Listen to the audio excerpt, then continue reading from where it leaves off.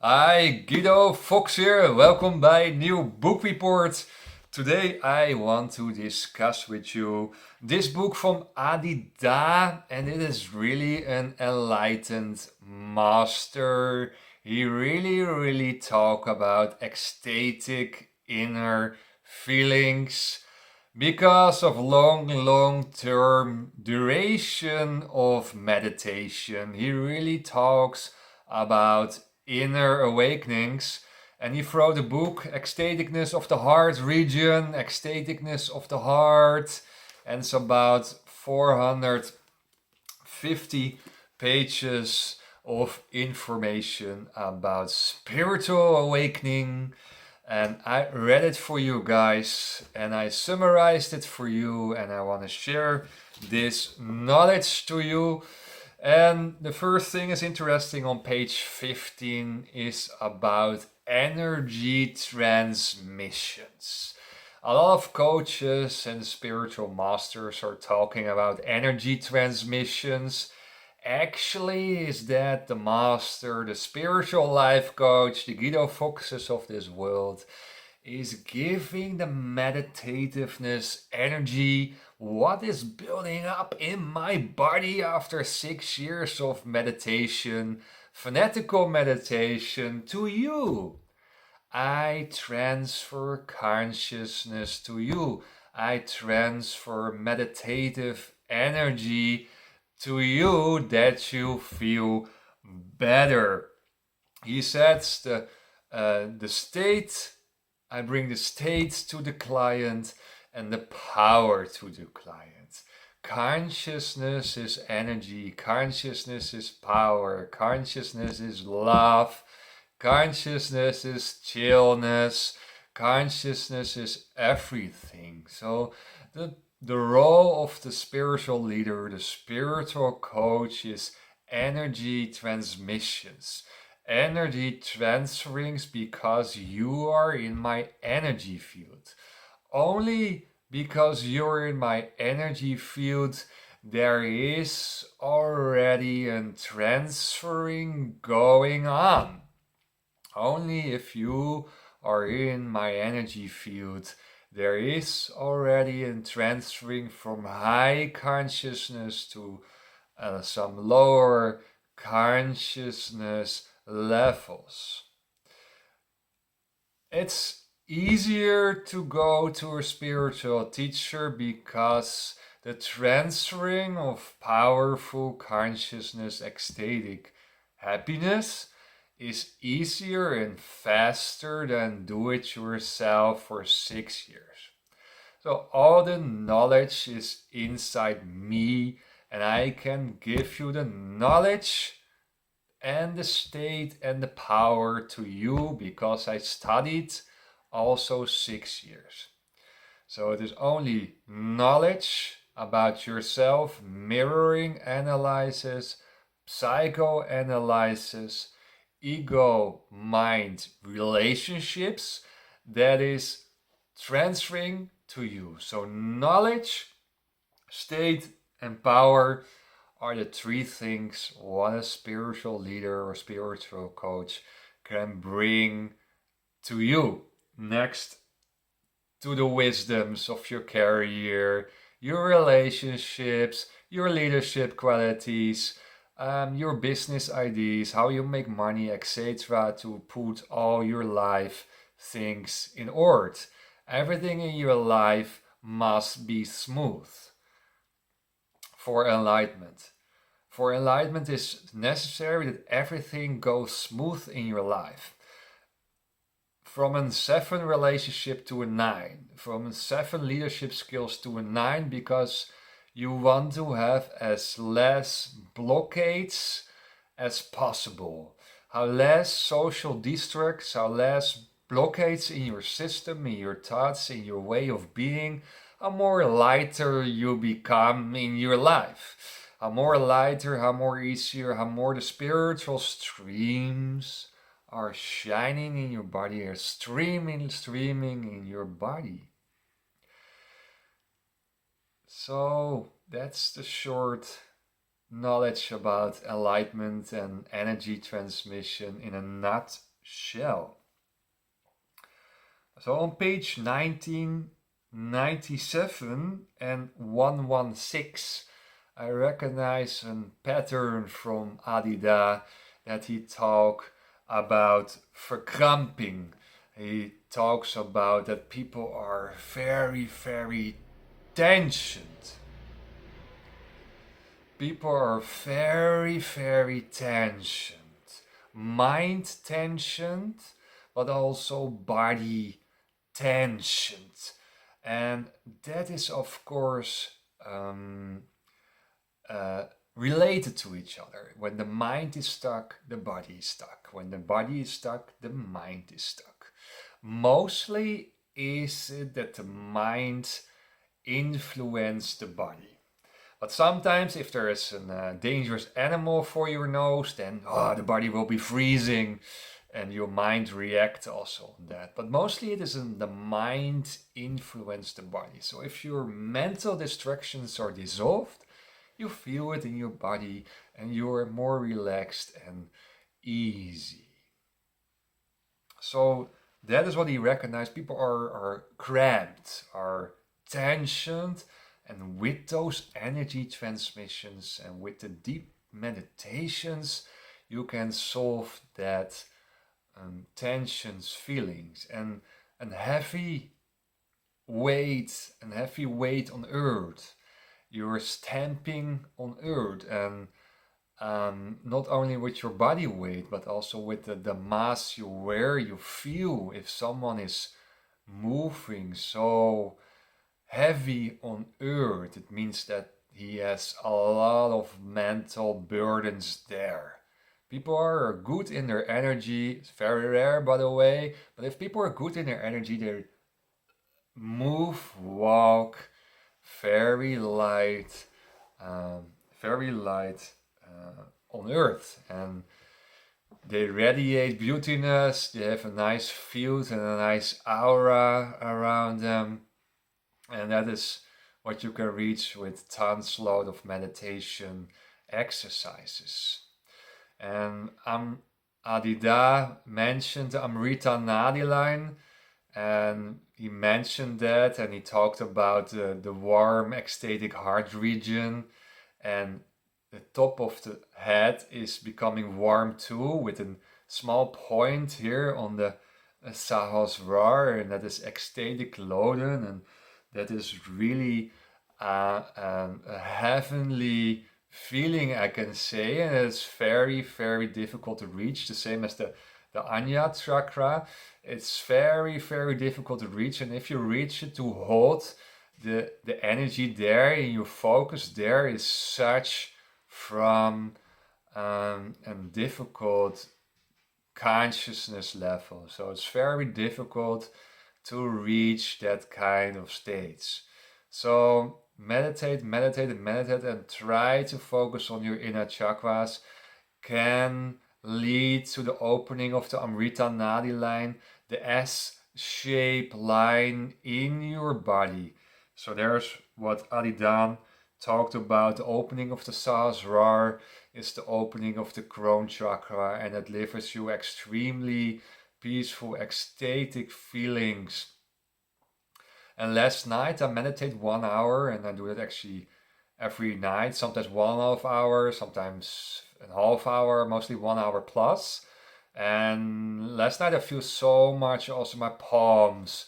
So my palms are very, very ecstatic loaded, and then you lie in your bed after the meditation, and you think, what the fuck, I'm so ecstatic loaded, and I lie in my bed there, and oh my god, I don't want to sleep. I want to lie in my bed as an awake man. I want to lie in my bed as an awake man. So ecstatic loaded.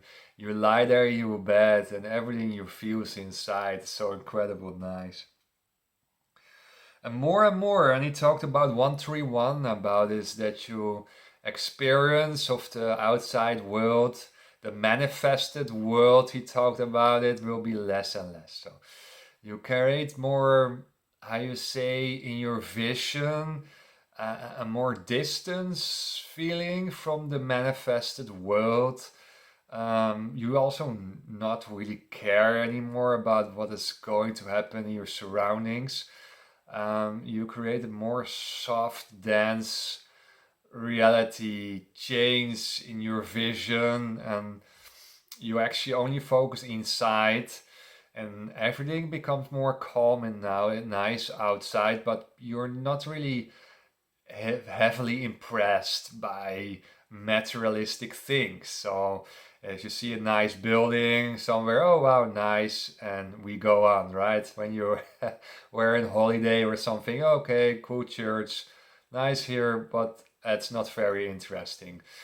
Your inner awakenings become more and more interesting, so the unmanifested world become more interesting than the manifested matrix world.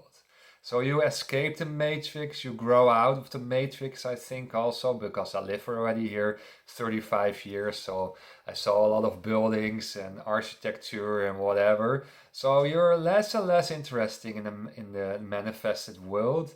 You're more interesting in people, I think, because people are able to become awake, um, but also you're more interesting in your inner awakenings and sharing your love to the outside world. But buildings or cars, I cannot really enjoy it anymore.